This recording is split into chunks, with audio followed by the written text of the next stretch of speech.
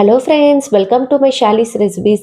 இன்னைக்கு நம்ம வீட்டில் ரொம்ப சுவையான கிறிஸ்பியான கோவக்காய் பொரியல் ரெசிபி தான் பார்க்க போகிறோம்.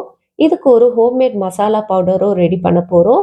கோவக்காய் கிறிஸ்பியாக வர சீக்ரெட் என்னன்னு பார்க்க போகிறோம். ஃபைனலாக லெமன் டச்சோட எப்படி டேஸ்ட்டை என்ஹான்ஸ் பண்ணுறது அப்படின்னும் ஸ்டெப் பை ஸ்டெப்பாக இந்த வீடியோவில் பார்க்க போகிறோம். வாங்க இந்த வீடியோ ஸ்கிப் பண்ணாமல் முழுசாக பாருங்கள். இப்போ வீடியோக்குள்ளே போகலாம். ஃபஸ்ட்டு ஒரு பேன் எடுத்துக்கோங்க. இதுக்கு ஒரு மசாலா ரெடி பண்ண போகிறோம்.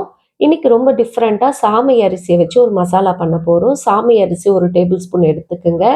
அது கூடவே சீரகம் அரை டீஸ்பூன், எள்ளு ஒரு டீஸ்பூன், உளுந்து அரை டேபிள் ஸ்பூன் சேர்த்துக்குங்க. கடலைப்பருப்பு ஒரு அரை டேபிள் ஸ்பூன், தனியா முழு தனியா ஒரு டேபிள் ஸ்பூன் சேர்த்துக்குங்க. காஞ்ச மிளகாய் ஒரு 4 சேர்த்துக்கலாம். இது எல்லாத்தையும் மீடியம் ஃப்ளேமில் வச்சு கோல்டன் ப்ரௌன் கலர் வர வரைக்கும் இதை நல்லா ரோஸ்ட் பண்ணிக்கணும். இது கூடவே ஒச்சக்கடலை ஒரு டேபிள் ஸ்பூன் சேர்த்துக்கோங்க. இப்போ இது எல்லாமே நல்லா ரோஸ்ட் ஆகி வந்த பிறகு சூடு ஆற வச்சுட்டு ஒரு கோஸ் பவுடராக நீங்கள் இதை அரைச்சி எடுத்துக்கோங்க. இப்போ ஒரு பேன் எடுத்துக்கலாம். இதில் ஒரு டேபிள் ஸ்பூன் அளவுக்கு எண்ணெய் சேர்த்துக்கோங்க. எண்ணெய் நல்லா காஞ்சோடனே 6 பல்லு பூண்டை நல்லா இடிச்சுக்குங்க. தோல் இல்லாமல் பூண்டை மட்டும் நல்லா இடிச்சிட்டு இதில் சேர்த்து கொஞ்சமாக கருவேப்பிலையும் சேர்த்து வதக்கி விட்டுருங்க. அதுக்கப்புறமா இதில் ஒரு பெரிய சைஸ் வெங்காயத்தை பொடியாக கட் பண்ணி சேர்த்துக்குங்க. வெங்காயம் நல்லா கலர் மாதிரி வர வரைக்கும் வதக்கிக்கலாம். வெங்காயம் நல்லா கலர் சேஞ்ச் ஆகி வந்த பிறகு இன்னைக்கு நான் கோவக்காய் ஒரு 400 கிராம் கோவக்காவை இந்த மாதிரி ஸ்லைஸாக கட் பண்ணி எடுத்து வச்சுருக்கேன். அதையும் இதில் சேர்த்துட்டு நல்லா இந்த எண்ணெயிலேயே ஒரு 3 நிமிஷத்துக்கு இதை நல்லா வதக்கிடலாம். இது எல்லாமே நல்லா வதங்கி வந்த பிறகு 1/4 டீஸ்பூன் அளவுக்கு மஞ்சள் தூளும் காஷ்மீரி மிளகாய் தூள் ஒரு 3/4 டீஸ்பூன் சேர்த்துக்குங்க. தேவையான அளவுக்கு உப்பு சேர்த்துக்கிட்டு இதை மிக்ஸ் பண்ணி விட்டுருங்க.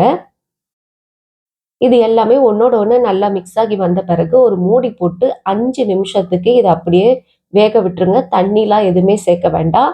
அப்படியே மூடி வைங்க.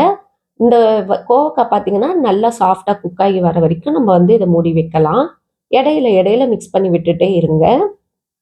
இப்போ 5 நிமிஷம் கழிச்சு நம்ம ரெடி பண்ணி வச்சிருந்தோம்ல மசாலா பவுடர், அதை ஒரு 2 டீஸ்பூன் மட்டும் சேர்த்துக்கலாம்.